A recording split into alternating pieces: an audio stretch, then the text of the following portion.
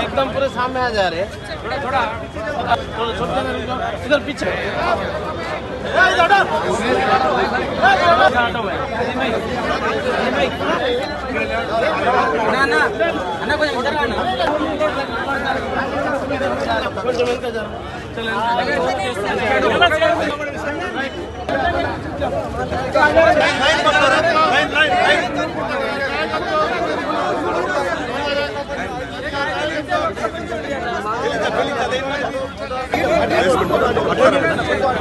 Photo निकालेंगे।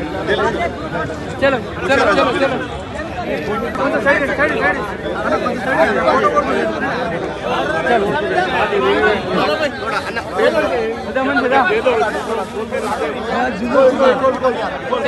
चलो इधर देखो अच्छा सर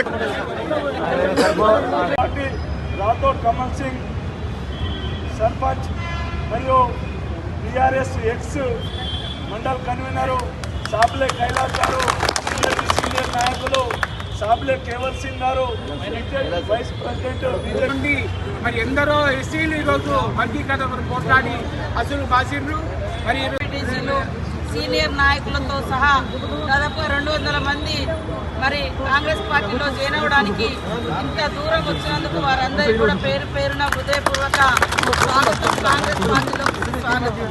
నియోజకవర్గ ఇన్ఛార్జి గజేందర్ గారి ఆధ్వర్యంలో, అదేవిధంగా ఈ మధ్య కాలంలోనే మరి ఉమ్మడి ఆదిలాబాద్ జిల్లాకు సమన్వయకర్తగా వ్యవహరిస్తున్నటువంటి మాజీ కేంద్ర మంత్రి వర్యులు వేణుగోపాలాచారి గారికి, అదేవిధంగా మరి మా సోదరుడు సత్తుమల్లేష్ మన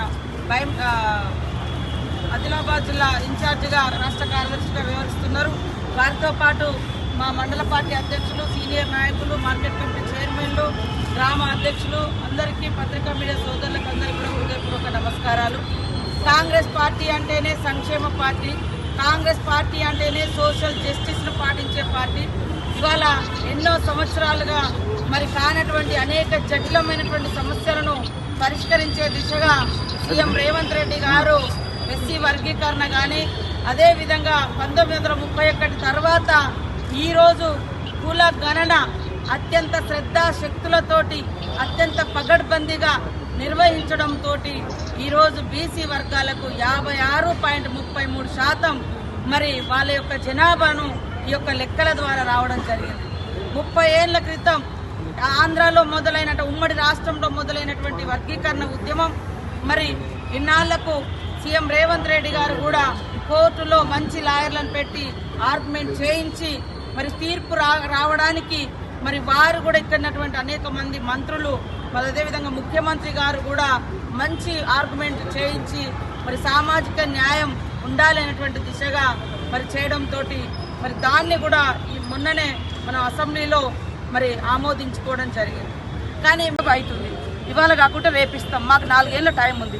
నువ్వు 10 ఏళ్ళు ఇచ్చి ఉంటే ఆయన ఎందుకు అక్కడ దాకా ఆ పరిస్థితి వచ్చేది? దాని వెనుక కూడా వాళ్ళే ప్రేరేపించడం, ఇట్లా చేయండి, గలాట చేయండి, నీకు చేతగాలే, నువ్వు ఇయ్యలే, మేము ఇస్తామని గ్రామ సభలు పెట్టాం, ప్రజల ముందటనే సెలక్షన్ అవుతుంది. ఇలాంటివి కూడా నీచమైన రాజకీయాలు మానుకోండి. రైతు భరోసా కూడా మేము వేస్తున్నాము, నిన్నటి నుంచి, మొన్న కొన్ని పడ్డాయి, నిన్నటి నుంచి వేస్తున్నాము. వాళ్ళు వస్తలేదు ప్రత్యేకంగా కొన్ని యూట్యూబ్ ఛానళ్ళు పెట్టుకున్నారు. అబద్ధం అనేది కొంతకాలం పోతాం, కానీ అంతకాలం అందరినీ ఎప్పుడు మోసం చేయలేదు. వాస్తవాలు ప్రాక్టికల్గా పబ్లిక్ అర్థమవుతుంది. మేము చిత్తశుద్ధితో పనిచేస్తూ ఉన్నాం.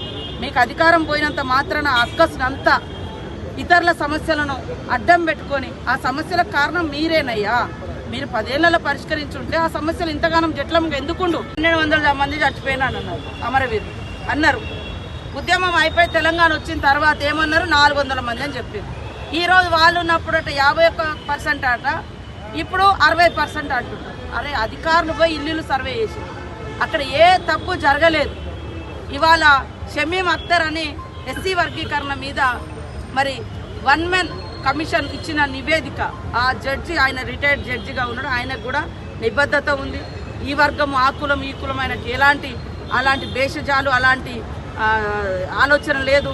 ఎవరికి ఏం కావాలో వాళ్ళకి చేసి దాన్ని కూడా తప్పు పడతా ఉన్నా. ఇన్నేళ్ళు మీరు చేయలేదు, మేము చేస్తే తప్పు పడుతున్నా అంటే ప్రజలలో మంచి వేవ్ వస్తుంటే తట్టుకోలేక జటిలమైన సమస్యలైనను కూడా మరి ఒక బీసీ బిడ్డ కాకుండా, ఎస్సీ బిడ్డ కాకుండా, ఎస్టీ బిడ్డ కాకుండా ఈ వర్గాల కోసం పరితపించే రేవంత్ రెడ్డి గారిని ప్రత్యేకంగా మరి BJP BRS sponsored leaders target చేసి తిడుతా ఉన్నారు.